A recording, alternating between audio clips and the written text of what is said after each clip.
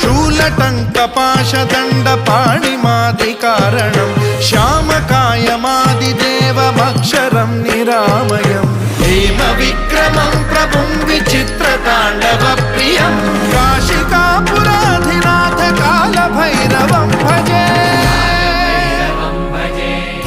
मुक्तिदायकं प्रशस्तचारु विग्रहं भक्तवत्सलं स्थितं समस्तलोकविग्रहं विनिक्वणं मनोज्ञहेम किङ्किणीलसत्कटिं काशिकापुराधिनाथ कालभैरवं भजे